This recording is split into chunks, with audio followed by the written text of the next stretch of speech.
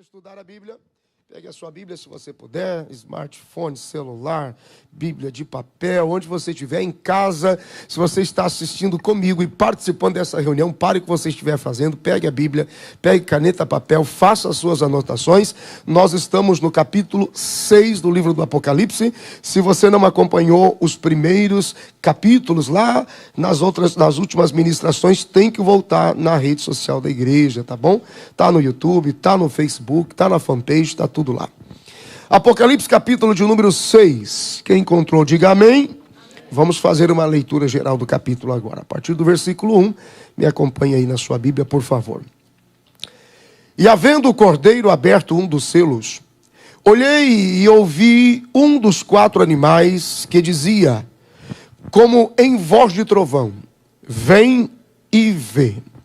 E olhei, e eis um cavalo branco, e o que estava sentado sobre ele tinha um arco, e foi-lhe dado uma coroa, e saiu vitorioso para vencer. E havendo aberto o segundo selo, ouviu o segundo animal, dizendo, vem e vê. E saiu outro cavalo vermelho, e ao que estava sentado sobre ele foi dado que tirasse a paz da terra, e que se matassem uns aos outros. E foi-lhe dado uma grande espada. E havendo aberto o terceiro selo, ouvi dizer o terceiro animal, vem e vê. E olhei, e eis um cavalo preto, e o que sobre ele estava assentado tinha uma balança em sua mão. E ouvi uma voz no meio dos 4 animais que dizia, uma medida de trigo por 1 dinheiro, e 3 medidas de cevada por 1 dinheiro, e não danifiques o azeite e o vinho. Havendo aberto o 4º selo, ouvi a voz do 4º animal, que dizia, vem e vê. E olhei, e eis um cavalo amarelo, e o que estava sentado sobre ele tinha por nome Morte. E o inferno seguia, e foi-lhes dado poder para matar a 4ª parte da terra, com espada e com fome e com mortandade e com as feras da terra. E havendo aberto o 5º selo, vi debaixo do altar as almas dos que foram mortos por amor da palavra de Deus e por amor do testemunho que deram. E clamavam com grande voz, dizendo, até quando, ó verdadeiro e santo dominador, não julgas e vingas o nosso sangue dos que habitam sobre a terra? E foram dadas a cada um compridas vestes brancas, e foi-lhes dito que repousassem ainda um pouco de tempo, até que também se completasse o número de seus conservos e seus irmãos, que haviam de ser mortos. Haviam de ser mortos. Haviam de ser mortos como eles foram. E havendo aberto o 6º selo, olhei, e eis que houve um grande tremor de terra, e o sol tornou-se negro como saco de cilício, e a lua tornou-se como sangue. E as estrelas do céu caíram sobre a terra, como quando a figueira lança de si os seus figos verdes, abalada por um vento forte. E o céu retirou-se como um livro que se enrola, e todos os montes e ilhas foram removidos dos seus lugares. E os reis da terra, e os grandes e os ricos, e os tribunos e os poderosos, e todo o servo, e todo o livre, se esconderam nas cavernas e nas rochas das montanhas. E diziam aos montes e aos rochedos, caí sobre nós, e escondei-nos do rosto daquele que está sentado sobre o trono, e da ira do Cordeiro, porque é vindo o grande dia da sua ira, e quem poderá subsistir? Amém. Diga graças a Deus, porque é a palavra do Senhor. Vamos lá? Bom, desde que nós começamos a estudar o livro do Apocalipse, eu tenho tentado dar a ele um desenvolvimento em caráter devocional. Significa que você consegue ler, entender o que precisa ser entendido sem ficar especulando, sem ficar inventando ou alimentando curiosidade ou especulações. O processo é uma coisa bem complexa no desenvolvimento ou no desenrolar de todos os sinais.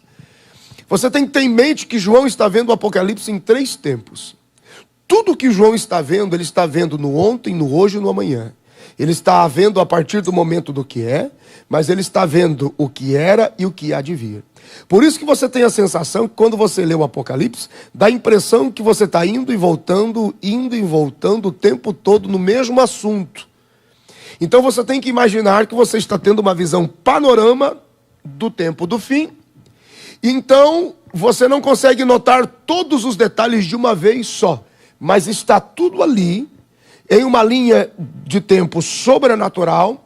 Então a cada momento João tem uma visão de um ponto de vista diferente da mesma do mesmo cenário. É como se ele fora sendo apresentado partes de um quebra-cabeça, e então os seres viventes, os animais aqui estão dizendo, agora coloque esta peça para você ver. Ele coloca e diz, entendi. Agora coloque esta peça para você ver. Ele encaixa lá em cima, agora a parte de baixo preencheu. Agora faz sentido. Então, você vai notar, mas espera aí, isso é o começo, isso é o meio, isso é o final, mas já aconteceu ou vai acontecer? Está acontecendo em presente, passado e futuro. Essa é a graça da revelação. Nós estamos no capítulo de número 6 e agora os selos começam a ser abertos. Os selos do capítulo 5. O conteúdo resumido, que só tinha direito de ter acesso o remidor autorizado, ou aquele que tinha o direito, porque comprou o direito da terra. Então agora os selos estão sendo abertos e o entendimento que João adquiriu aqui no capítulo de número 5, ele é agora esmiuçado dentro de um manto de revelação, mas já está sendo aberto, já está sendo esmiuçado para o nosso entendimento no capítulo 6. Então aquilo que João viu no capítulo de número 5 está sendo trazido agora para o capítulo de número 6 e há uma constatação única. O Senhor reina, Ele está no trono, Ele tem todo o poder, e Ele é agora o bom Senhor, ou o bom governante, que voltou a assumir o controle daquilo que lhe era por direito. Porque o diabo é um usurpador, um enganador. Ele é um posseiro indevido. Ele vem, entra na vida da pessoa, tira dela a liberdade de desfrutar de uma vida com Deus, fazendo a pessoa acreditar que a terra é dele, mas não é dele. A terra é da pessoa, porque somos filhos de Deus, mas ele o engana. Então, quando Cristo vem, ele vem, e eu gosto dessa expressão forte, ele vem na ira do Cordeiro, para dizer, você nunca mais vai enganar ninguém sobre a terra que já é minha, e eu dei para eles. Então eu vou te tirar daí. João vê isso no capítulo 5, dentro do processo do livro, escrito por dentro e por fora. Então eu quero que você volte lá no Apocalipse capítulo 6, versículo 1. E havendo o Cordeiro aberto um dos selos, olhei e ouvi um dos 4 animais, que dizia, como em voz de trovão, vem e vê. Então é como se ele recebesse gravuras, pinturas, quadros, cenários. Pega o que você acha mais interessante, mais fácil de você conectar, peças de um quebra-cabeça, vem e conecta esta peça agora. Está se desenrolando a autoridade do governo do Cordeiro. A partir do versículo 6, toda a derrota, expulsão e vitória absoluta sobre o diabo está acontecendo a partir de agora. Se fôssemos dar um título para o restante do Apocalipse, a partir do versículo 6, é: o Cordeiro reina para sempre. Definitivamente para sempre. A abertura dos selos, ou o rompimento dos selos, significa um processo de limpeza que está acontecendo do céu para a terra. O céu agora emanando um processo de purificação e limpeza, e Cristo se posicionando como dono legal da terra para tomar posse de volta aquilo que o diabo quis fazer convencido em Lucas 4 e 6, porque tudo isto que eu tenho me foi dado, a mim me foi dado. Se prostrado me adorar, então eu te darei, porque tudo isso me foi dado Por parte de quem? Ele engana o homem pelo pecado. O homem dominado pelo pecado, ele dá ao diabo o direito de governar a sua vida e mantê-lo enganado. Então Cristo vem, rompe com os selos, porque ele é o remidor autorizado. Então ele passa do remidor que vem para comprar e resgatar, e ao mesmo tempo ele vai se tornando o remidor que vem para vingar. Os dias desse poceiro indevido estão contados. Por isso a terra já geme e os indivíduos estão tão tomados por espíritos de Satanás ao redor do mundo, porque ele sabe que os dias estão contados. Na medida que eu fui lendo o capítulo 6, me ocorreu algo. O capítulo 6, ele acontece paralelo ao capítulo 24 do Evangelho de Mateus. Eu até pensei em fazer uma pausa no capítulo 6 e explicar o 24 todo, mas aí nós comprometeríamos o programa do Apocalipse em particular. Então eu vou fazer o 6 hoje e depois nós escolhemos um dia para eu falar só sobre Mateus capítulo 24. Mas o Evangelho de Mateus, no capítulo de número 24, ele caminha paralelo ao início de tudo aqui, Apocalipse capítulo de número 6. Partindo do céu então, limpeza e purificação sobre a terra. Quando os selos são rasgados, o dono por direito, que é Cristo, está declarando guerra ao poceiro ilegal. Então João vê, ele entra, rasga, chamando a atenção, dizendo: eu vou tomar o que é meu de direito e vou tomar de volta. É uma declaração de guerra. Os céus estão dizendo a Satanás: estamos em guerra contra você. Os céus estão dizendo a todas as obras do diabo: vamos destituí-lo, e o seu tempo acabou. Cristo vem, e agora o impacto dessa declaração de guerra, o impacto desse rasgar dos selos é sentido na terra, ou será sentido na terra, ou já está sentindo a terra. O diabo não quer sair facilmente. Ele não quer sair assim: ah tá, então eu vou. Não, ele está apegado àquilo ali. Ele está agarrado àquilo ali. O diabo chegou a acreditar que o mundo e o planeta Terra era dele por direito, por uso campeão. Uma coisa esquisita. Esse nome é antigo. O senhor lembra disso, mas uso campeão, é doido. Então, o céu se move contra ele, dizendo: eu venho sobre ti agora. E o processo de retirada de Satanás acontece, para que então a terra pudesse voltar à influência absoluta do céu e ser redimida. Por isso a expressão que se usa, selos rasgados. Essa força de rasgar o selo aponta para a autoridade e vingança de Cristo sobre as obras de Satanás e sobre todo o engano de Satanás que estava por ali. Ele vai à mão daquele que está sentado no trono como juiz e pai. Toma o livro, rasga, e ele sabia que agora essa intervenção tinha que ser radical e violenta, sim. Nesse momento, sim, porque a terra clama por transformação.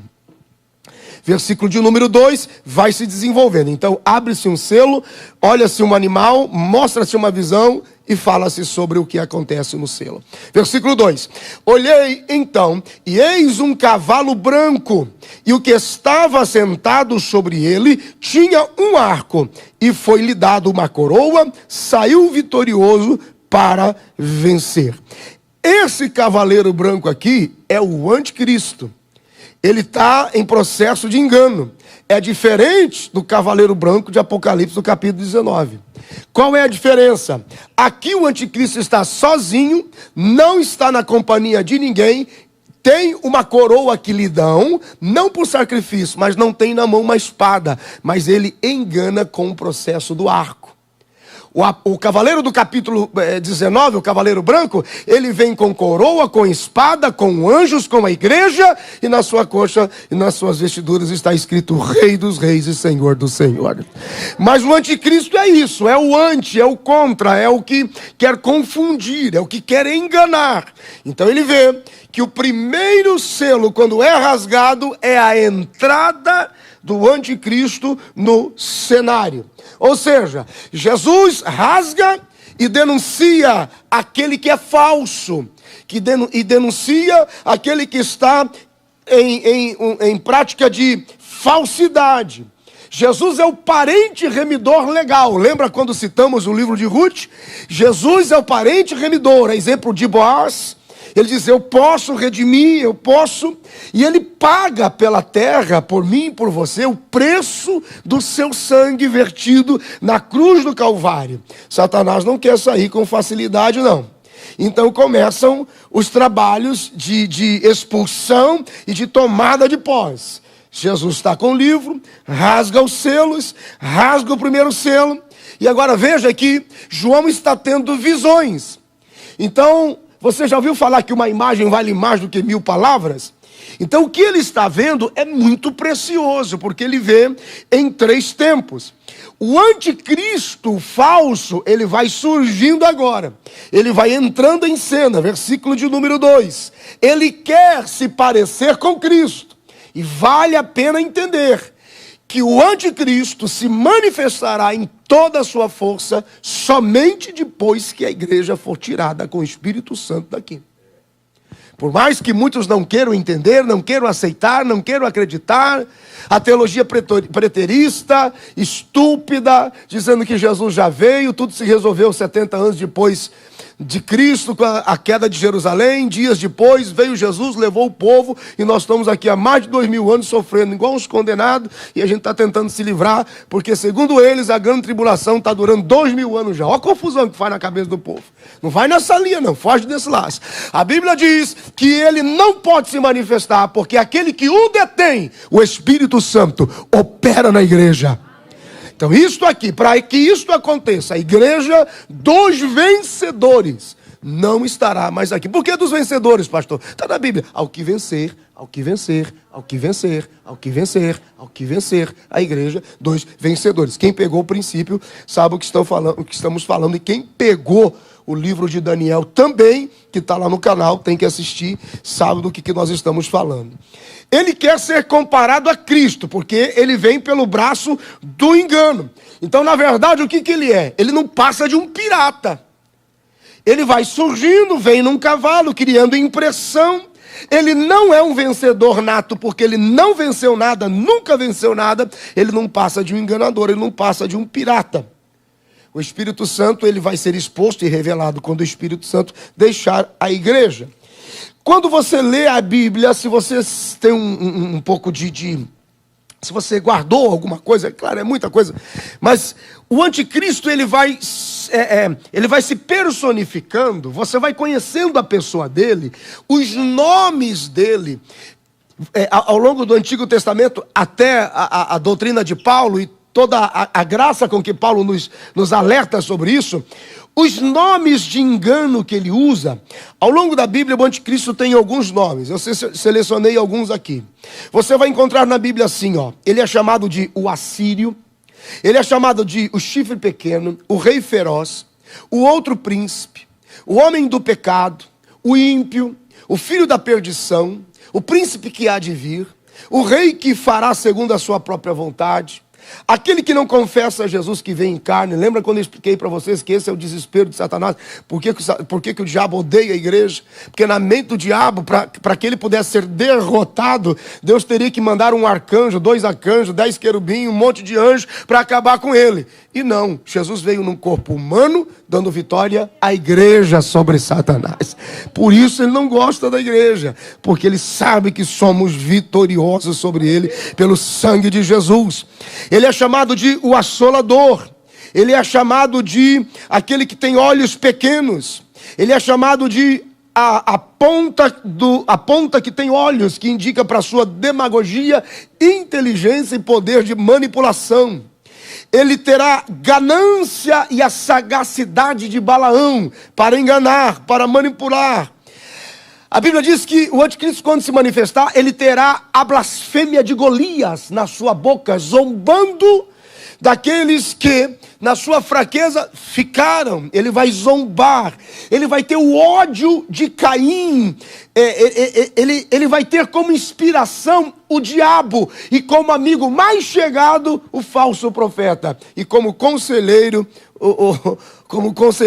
os espíritos de Satanás no inferno. Ele será preso e ele será lançado vivo no fogo que nunca cessa no lago de fogo em chamas. Esse será o destino dele. Mas antes que isso aconteça, ele quer enganar, continua enganando. Então ele vem em pompa e em circunstância, vestido de branco, que fala de engano das nações, engano pelo princípio da religião, porque ele vai ser promovido por uma igreja falsa, a igreja do capítulo 17 do Apocalipse.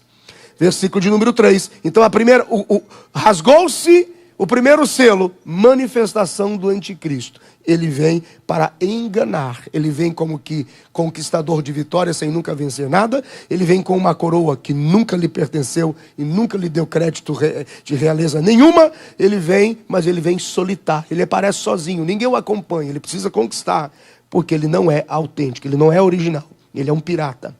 Versículo 3. E havendo aberto o segundo selo, ouvi o segundo animal dizendo, vem e vê. Versículo 4, para a gente ficar já conectado entre 3 e 4. E saiu outro cavalo, um cavalo vermelho, e ao que estava sentado sobre ele foi dado que tirasse a paz da terra, e que se matassem uns aos outros, e foi-lhe dado uma grande espada. Aqui no capítulo de número 6, dos versículos 1 até o versículo aproximadamente de número 5, 6, 7, vai se erguendo aquilo que o Apocalipse chama-se de a tríade ou a trindade da agonia. Manifestação do anticristo, vai surgindo agora o espírito de morte, a morte sobre as nações, a falência dos recursos. Então isso vai se construindo, porque o governo do anticristo vai trazendo uma falsa paz e vai produzindo um engano. Versículo de número 3, e abriu-se o segundo selo.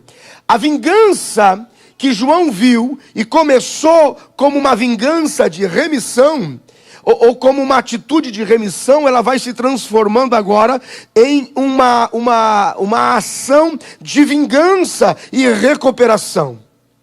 A vingança e a intervenção, ela acontece para que a terra seja tirada da mão do poceiro, porque em sua resistência.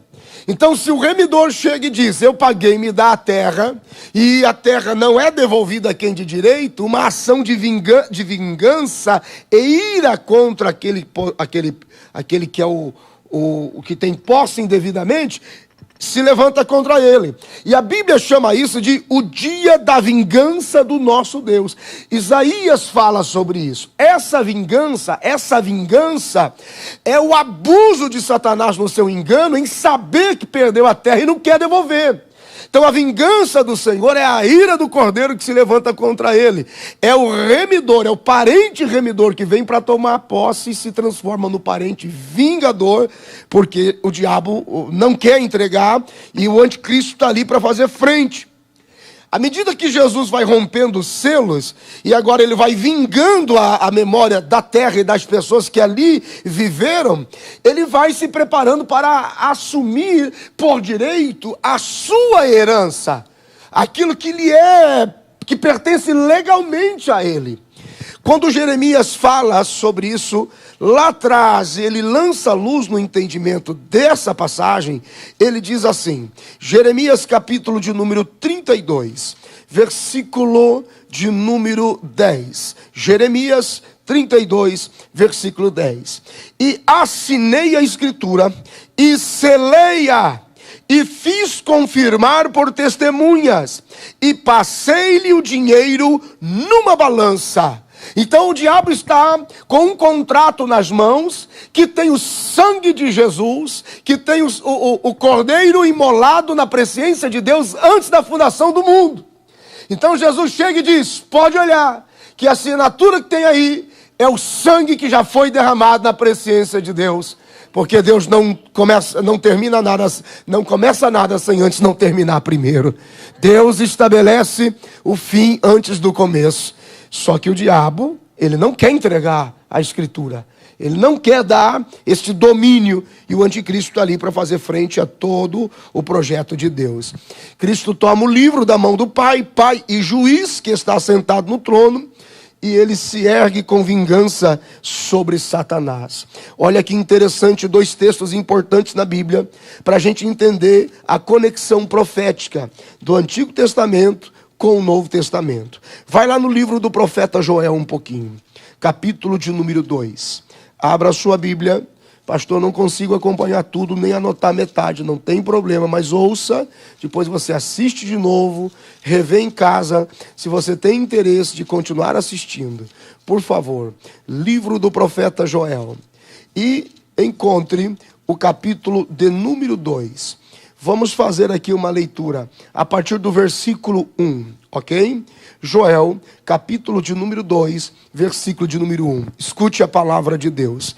Diz assim: tocai a trombeta em Sião e clamai em alta voz no meu santo monte. Tremam todos os moradores da terra, porque o dia do Senhor vem e já está perto. Dia de trevas e de escuridão, dia de nuvens de densas trevas, como a alva espalhada sobre os montes. Povo grande e poderoso, qual nunca houve desde o tempo antigo, nem depois dele haverá pelos anos adiante, de geração em geração. Diante dele um fogo consome, e atrás dele uma chama abrasa. A terra diante dele é como o jardim do Éden, mas atrás dele em desolação e deserto. Sim, nada lhe escapará. A sua aparência é como a de cavalos, e como cavaleiros assim correm. Presta atenção na conexão profética que há entre os textos. Por isso que a visão dada a João vai sendo constituída por elementos do Antigo e do Novo, e você diz, poxa, Joel falou de uma atitude ou de uma ação de vingança, parece que havia uns cavalos envolvidos. Do que Joel falava? Olha onde a gente faz a conexão.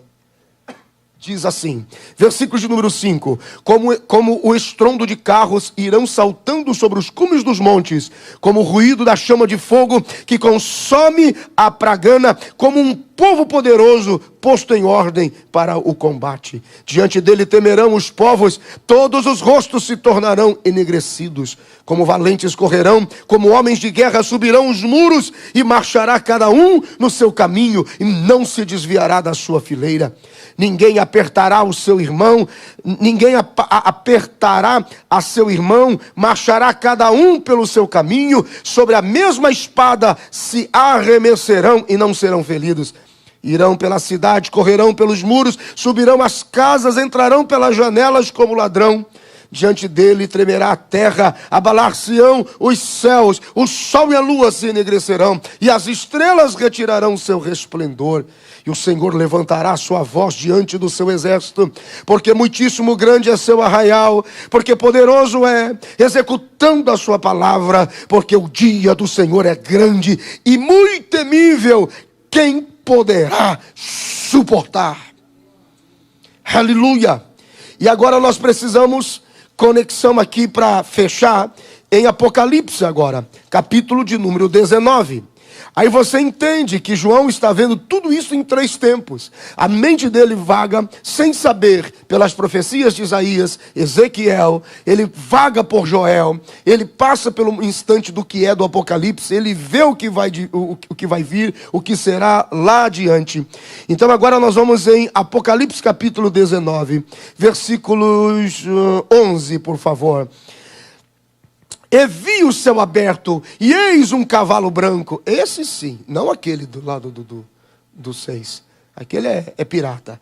E vi o céu aberto, e eis um cavalo branco. E o que estava sentado sobre ele chama-se Fiel e Verdadeiro, e julga e peleja com justiça, e os seus olhos eram como chama de fogo, e sobre a sua cabeça havia muitos diademas, e tinha um nome escrito que ninguém sabia senão ele mesmo, e estava vestido de uma veste tingida em sangue, e o nome pelo qual se chama é a Palavra de Deus, e seguiam-no, ele não estava sozinho, um exército o seguiam-no os exércitos no céu, em cavalos brancos, vestidos de linho fino, branco e puro, e da sua boca saía uma aguda espada, para ferir com ela as nações, e ele as regerá com vara de ferro, e ele mesmo é o que pisa o lagar do vinho, do furor, da ira do Deus Todo-Poderoso.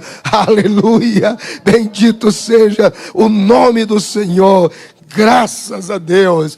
E assim Satanás, o posseiro indevido, agora o seu espírito ativo no anticristo, vai sendo expulso da terra. Versículo de número 4, o cavalo vermelho, a paz da terra é tirada, porque aqui, com o desequilíbrio do anticristo e a necessidade do anticristo em chamar a atenção para si como governo mundial, ele vai em algum momento cair na sua fragilidade, na sua própria mentira, na sua atitude pirata, e ele vai desencadear uma crise mundial.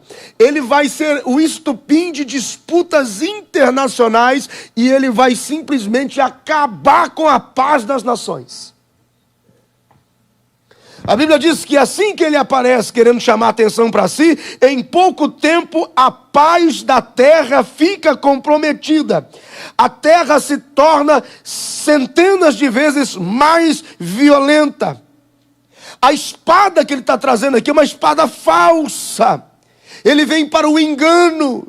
Então, em algum momento, a rebelião das nações, as nações vão entender, a partir de Israel, que o denunciará, porque ele negará o sacrifício no templo. O templo pronto ele não recebe, porque ele sabe que não pode receber o sacrifício. Então, a paz se ausentará das nações, porque ele perderá o equilíbrio. É o começo da queda. O dono da terra está vindo para tomar dele, das mãos dele, e transformar, e purificar, e santificar essa terra. Versículos 5 e 6. Então nós temos no primeiro selo, selo aberto, selo rasgado, anticristo querendo entrar para chamar a atenção, mas ele não sabe que na verdade a manifestação dele já é o princípio ou o começo do fim dele. Desequilíbrio, cavalo vermelho, as nações estão sem paz. Então, economicamente, internacionalmente, grandes disputas e grandes falências. Versículos 5 e 6. E havendo aberto o terceiro selo, ouvi dizer o terceiro animal: vem e vê. E olhei, e eis um cavalo preto, e o que sobre ele estava sentado tinha uma balança em sua mão.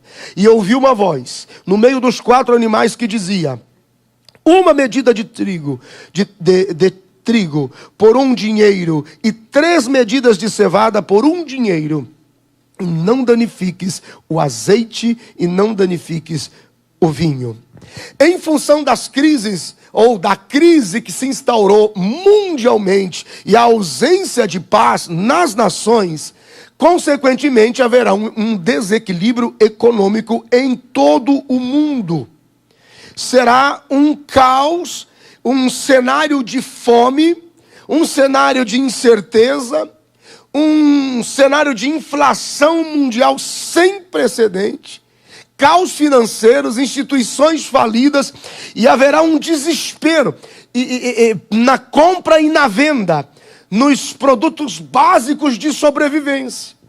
E isso aqui, à medida dessa crise, arremete a um outro momento no Antigo Testamento, só para você ter uma ideia. Então, escute isso. Vá um pouquinho comigo lá no livro de 2 Reis. Volta lá atrás um pouquinho. Veja que eu estou ministrando em caráter devocional, sem fazer aplicações devocionais, que cabem bem, mas é para a gente aproveitar. É quarta da palavra. Há momentos que Deus nos visita, claro, mas todas as pessoas, é que uma vez eu disse isso aqui, uns 2, 3 não voltaram nunca mais. Todas as pessoas que têm atitudes semelhantes ao espírito do anticristo, provocador de contenda, provocador de confusão, tira a paz das pessoas, não consegue conectar relacionamentos familiares, nem relacionamento em sociedade, nem relacionamento de amizade, provoca falência financeira, tem uma atitude de resistência à fé, de resistência ao culto. Algumas pessoas vão se tornando uma espécie de pequenos anticristos nas suas ações. Aí esses dias o irmão ficou bravo. O pastor me chamou de que eu sou anticristo. Nunca mais voltou. Então eu acertei. Ué, Deus me revelou sem saber. Forte, né, irmão? É vaso, é muito forte isso. Você está entendendo? Então, gente, não vou... Então, olha só.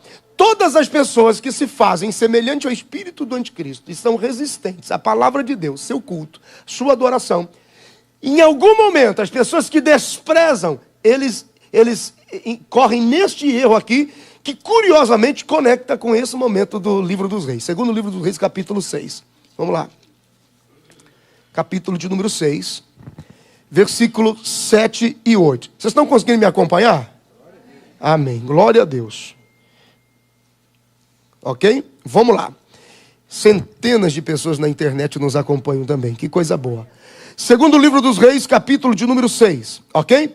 Versículos 22 e 23. Vamos começar lá no 22 e 23. Já vou começar aqui a fazer um resumo para vocês, um resumão. Mas ele diz: não os ferirás.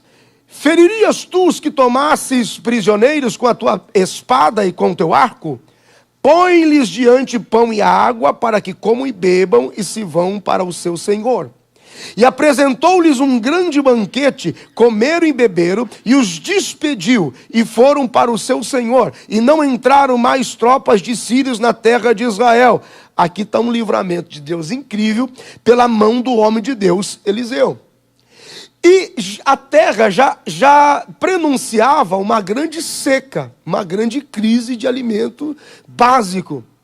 E quando eles estão cercados, que é o episódio do moço substituto de Geazi, que está cercado a cidade por o exército sírio, e aí o menino entra em desespero: meu senhor, a gente vai morrer todo mundo. Eliseu diz: pai, abra os olhos do moço para que veja.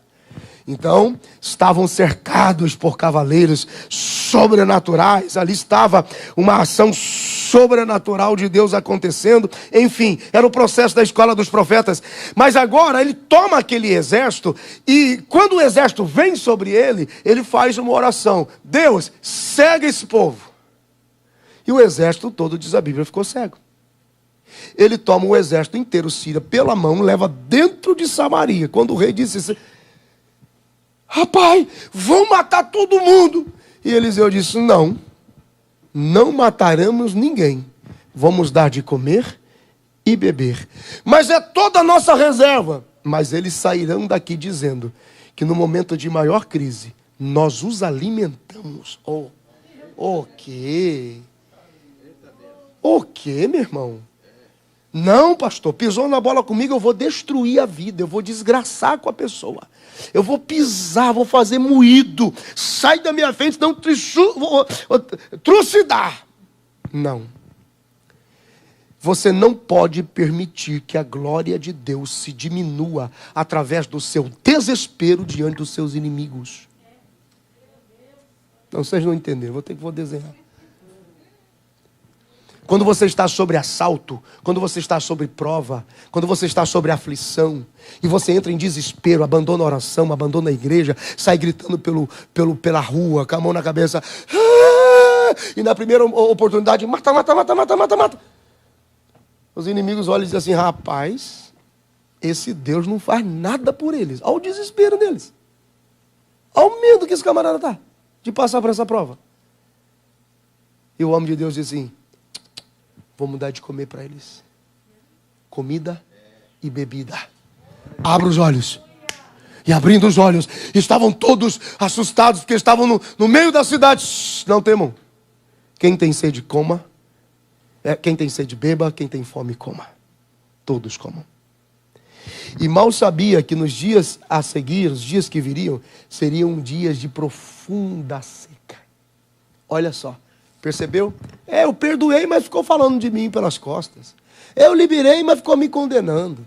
Eu trouxe para dentro do arraial, dei de comer, dei de beber, mas continuou me perseguindo. E fica, né? Aí você tem a impressão que você fez o bem, a pessoa continuou sendo má, e um tempo de seca se instaura na sua vida. Mas tem uma palavra profética de Deus aqui. A Bíblia diz no versículo 24, olha que interessante. E sucedeu depois disto que Ben-Hadad, rei da Síria, ajuntou todo o seu exército e subiu e cercou Samaria.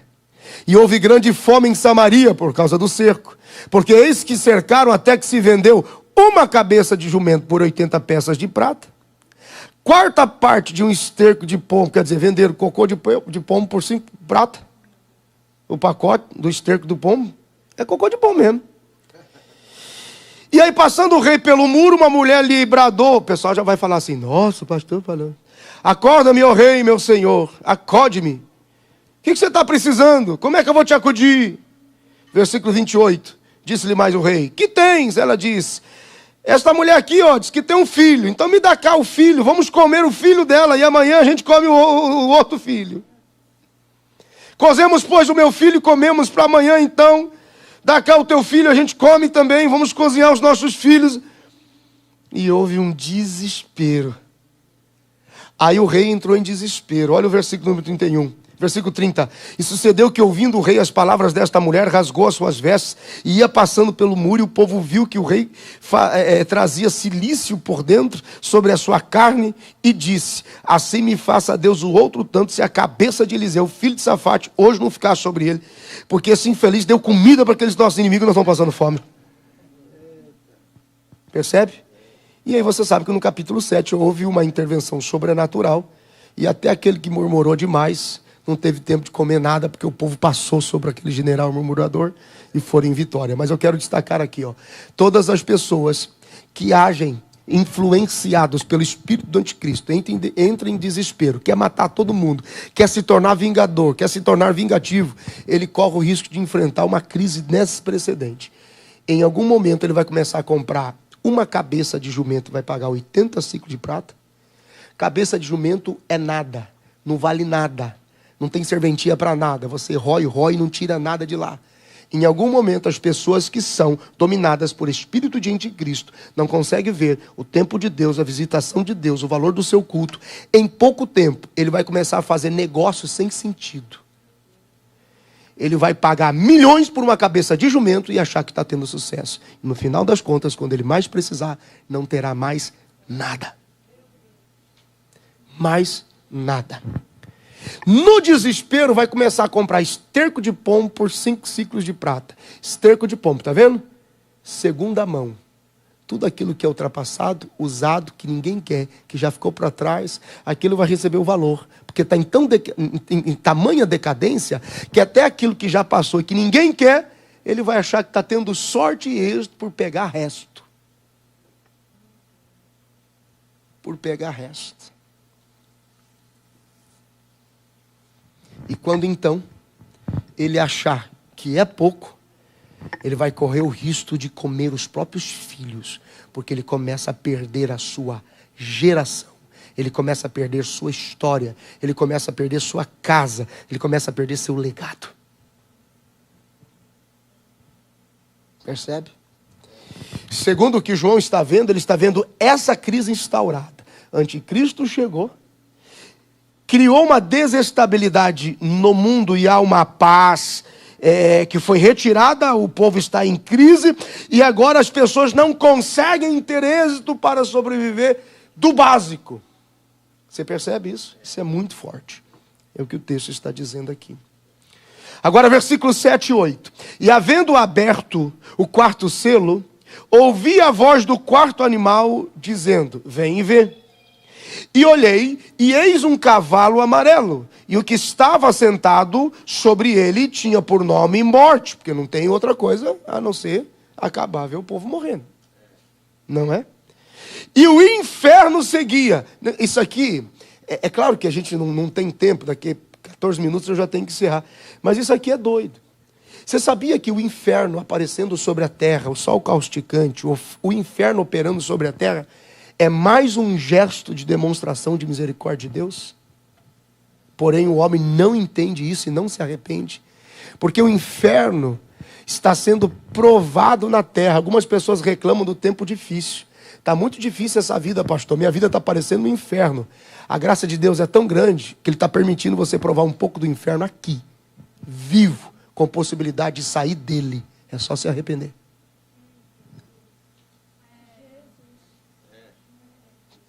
Não sei se é melhor nunca ler ou ler para chegar, né? Que dá um negócio na gente, não dá? Minha vida está um inferno. E você ainda está vivo? De pé?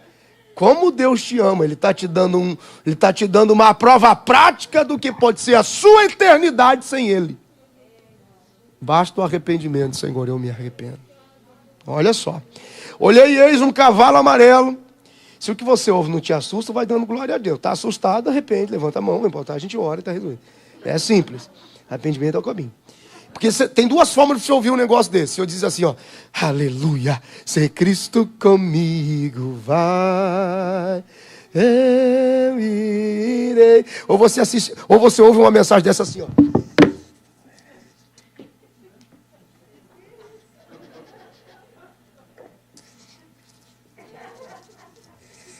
Que dia que eu apareci nesse negócio. Você entra em desespero. Ou você ora e diz assim, obrigado, Senhor.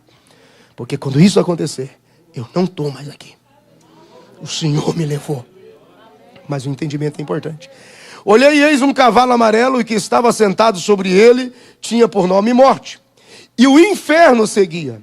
E foi-lhes dado o poder para matar a quarta parte da terra, com espada e com fome, e com mortandade, e com as feras da terra. Bom, temos um equilíbrio, um desequilíbrio mundial ativo. Nós temos um cenário aqui de fome sobre o mundo. Nós temos uma inflação como nunca houve. Nós temos falência financeira e institucional sem precedentes. Então aqui está a tríade ou a trindade da agonia, que é violência, inflação, desequilíbrio econômico, a pessoa não compra, não vende, não come, entra em desespero. E temos agora enfermidades, possivelmente proveniente de animais. Eu não sei não se não vai começar por um país aqui perto da gente que acabou de aprovar o casamento com um animal. Vocês estão sabendo, né? Que aprovou aqui do lado, está aprovado o casamento com o animal. O rapaz casou com a cadela, outro com a cabrita. Olha que povo terrível. Está aqui do nosso lado, está aprovado. Veja isso aqui em proporções sem controle. O que vai se... Sim, está aprovado aqui do lado. O que vai se disseminar de doenças e de infecções e de contaminação e assim por diante.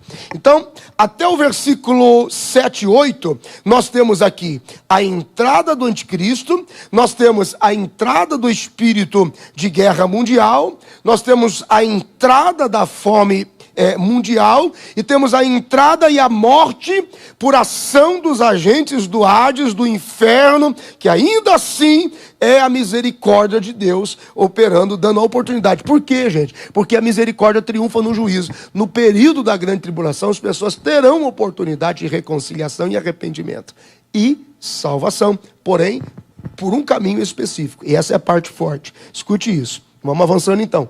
Vai lá para o 9 agora. E havendo aberto o quinto selo, vi debaixo do altar as almas dos que foram mortos por amor da palavra de Deus e por amor do testemunho que deram.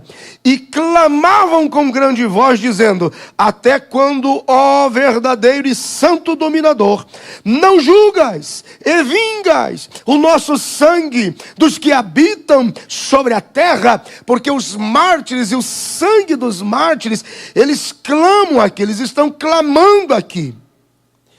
E a partir dos versículos 9, 10 e 11, a partir desses versículos aqui, nós vemos os efeitos já em grandes proporções dos 3 primeiros selos. Então escute isso. Algumas pessoas perguntam, aqui está o segredo.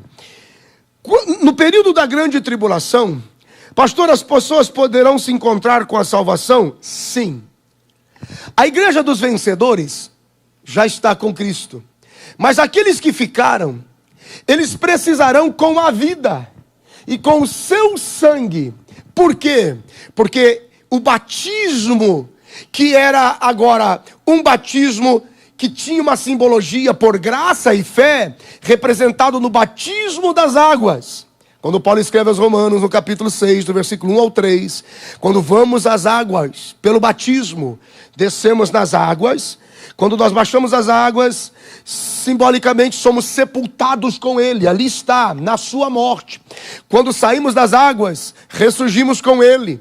Ali, esse vamos chamar de rito. É essa a passagem. É esse o acesso ao corpo, a um só com Ele. Por isso que algumas pessoas que ficam na igreja dizendo: eu não vou me batizar porque ainda não senti. Gente, é impressionante o nível de ignorância que essas pessoas chegam. Eu não sei que tipo de culto frequentam. Você não sente, você entende que é simples. Se você não entender assim, você vai entender de outra forma. Quando você entrega a sua vida a Jesus e a sua relação com Deus começa, e isto não é quando bebê, porque bebê não tem capacidade de declarar arrependimento ou consciência de pecado. Você tem que crescer, você tem que entender, você tem que encarar essa realidade de ser gente e de aceitar a Jesus e reconhecer o seu sacrifício. Por causa da graça e pela fé em Cristo, isto é simbolizado hoje no batismo das águas. Esse é o testemunho que nós damos diante da sociedade, família e público em geral. Nós descemos as águas, dizendo: morremos com Ele, saímos da água, ressurgimos com Ele, somos um com Ele. Me prova que você é um com Ele. Eu vou para a mesa e não danifico o pão e o vinho. Ah, meu Deus, eu vou para a mesa e provo do pão e do vinho. Eu sou um com Ele. Quem desprezar esse tempo, ou desprezar a salvação e o conhecimento de Deus, ficará aqui para a grande tribulação. E quem ficar aqui, o batismo não será mais simbólico, mas literal pela morte. Como foi com o ladrão da cruz. E algumas pessoas perguntam assim: pastor, como é que o ladrão, batismo salva, batismo não salva? O que aconteceu com o ladrão? O ladrão foi batizado na forma visível e prática. Qual era a maneira de pertencer ou de fazer parte do corpo de Cristo ou do projeto de Deus, da presença de Deus? Morrendo, derramando sangue. Chama-se batismo no sangue de Cristo. Então ele olhou para Cristo e disse: Tu és Senhor, eu confesso o teu senhorio. Então quando você morrer comigo, hoje comigo estarás no paraíso. É o batismo no sangue. Só que Cristo morre e ressuscita. Então hoje, pela graça e pela fé, você não tem que morrer mais no sangue, até o dia em que a igreja é tirada. Até o dia. Teve um rapaz, tadinho, que ele assustou, porque o meu inglês não vai. E eu dizendo assim: ó, nós seremos sepultados com Jesus. No último batismo, ele pensou que a gente ia enterrar ele mesmo. Aí ele pediu explicação. Vocês vão me colocar na terra? Tipo morto, no caixão? Não, rapaz. Veja só. Veja que a consciência natural do indivíduo tem essa impressão. Só que hoje é uma expressão de fé. É uma declaração de fé. Então eu vou às águas, desço as águas, saio das águas, sou um com Ele na mesa da ceia do Senhor. Mas quando o Espírito Santo for tirado, quando a igreja for tirada, aqueles que quiserem fazer parte de Cristo terão que morrer. Não é uma opção, porque eles morrerão, se tornarão mártires com os que foram antes deles. Por isso que a Bíblia diz: com aqueles que ainda virão. Por que aqueles que ainda virão? Porque todos os que ficarem, não tem conversa, terão que morrer. A Bíblia diz: e serão degolados por causa do amor de Cristo. E terão que morrer. Porque é o batismo do sangue nele. O batismo desprezado nesse tempo de graça, que não quiseram aceitar pela fé. Simples assim. Percebe? Fica escondido nele, fica guardadinho nele. Eu vou falar com mais detalhe na próxima semana, porque esse assunto é importante. Eu vou falar de novo semana que vem. Ok? Guarda isto. É por isso que os mártires clamam. É por isso que os mártires chamam. E havendo aberto o quinto selo, vi debaixo do altar almas dos que foram mortos por amor da palavra de Deus. Primeiro, muitos testemunhos por causa da palavra. E os mártires mortos, porque não foram com a igreja dos vencedores e precisaram passar pelo batismo do sangue, porque senão não podiam se conectar ao corpo de Jesus. Mas agora é o sangue deles que se derrama. É o batismo da morte. E clamavam com grande voz, dizendo: até quando, ó verdadeiro e santo dominador, não julgas e vingas o nosso sangue dos que habitam na terra? E foram dadas a cada um compridas vestes brancas, E foi-lhes dito que repousassem. Descansem. Ainda há um pouco de tempo, porque é o cronos da grande tribulação. 3 anos e meio de perturbação. Descansem. Até que se complete o número. Por um pouco de tempo, até que se complete o número dos seus conservos e seus irmãos, que haviam de ser mortos com eles, como eles foram. Jesus está dizendo, a minha misericórdia está esperando, porque a misericórdia triunfa no juízo. Terão que confessar o meu nome, e terão que morrer pelo meu nome. Eu os espero. Não precisava ser assim. Eu fui assim na primeira vez. Só precisava crer. Só precisava me amar, caminhar comigo. Meu culto, minha palavra, vida comigo. Só isso que precisava. Mas agora, eu ainda os espero. Mas será bem difícil. Bem difícil, bem difícil, bem difícil, bem difícil, bem difícil. Os mártires, eles morrem e encontram descanso na morte. E eles derramam o próprio sangue como testemunho da fé em Jesus. Esse tempo é diferente. Basta você crer. Crer na graça de Deus. Crer no Senhor Jesus Cristo. E será salvo tu e a tua casa. Vou pedir para você fechar os seus olhos por alguns instantes. Baixa a sua cabeça. Se o que você ouve não te preocupa, dá glória a Deus. Porque o maior milagre de Jesus na sua vida foi um dia ter te livrado do inferno. E se em algum momento na sua vida aqui, nesta vida, nesse tempo, nesse momento, está difícil, lembre-se da graça de Deus. Pior seria sem a minha presença, meu filho. Sem a minha graça, sem o meu ânimo, sem a minha força para te ajudar.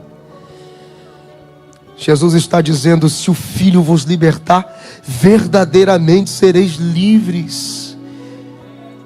Porque todos pecaram, destituídos estão da glória de Deus, e o salário do pecado é a morte, mas o dom gratuito de Deus é a vida eterna, por nosso Senhor e Salvador Jesus Cristo.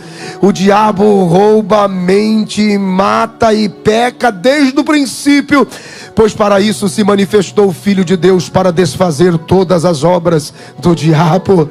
Aleluia. Eleva os meus olhos para os montes, de onde me virá o socorro. O socorro vem do Senhor que fez os céus e a terra. E se você achar que a culpa está lhe pesando, que a culpa está lhe consumindo, no calor da culpa, corra para a sombra do Onipotente e descanse lá. Porque sempre será Deus e sempre será a graça.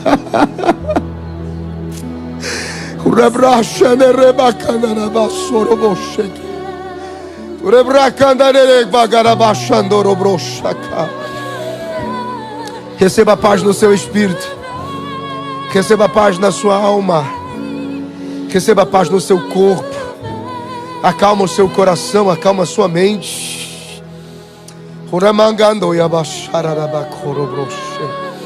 Aleluia, aleluia. O sangue de Jesus Cristo nos purifica de todo pecado. Você que assiste pela internet, onde é que você esteja, você que vai assistir depois, entregue a sua vida a Jesus. Reconcilia-te com Deus. Volte para Jesus hoje ainda. Peça perdão pelos seus pecados, se arrependa. Isto é hoje, nesse tempo, é pela fé, é pela graça. Crê no Senhor Jesus Cristo e será salvo tu e a tua casa. Vá para as águas, desça ao batismo aí na igreja que você pertence. Procure o seu pastor e diga: eu quero me batizar nas águas. Eu não quero ter que pagar com sangue de rebelião contra Deus. Eu quero descer as águas. Eu quero ir para a mesa da ceia. Eu quero o pão, eu quero o cálice do Senhor sobre mim. Aleluia! Eu declaro sobre a sua vida aqui presencialmente pela internet agora, que haja salvação na sua casa. Salvação na sua casa para a glória de Deus. Oh! O noivo vem. Mais uma vez, cante.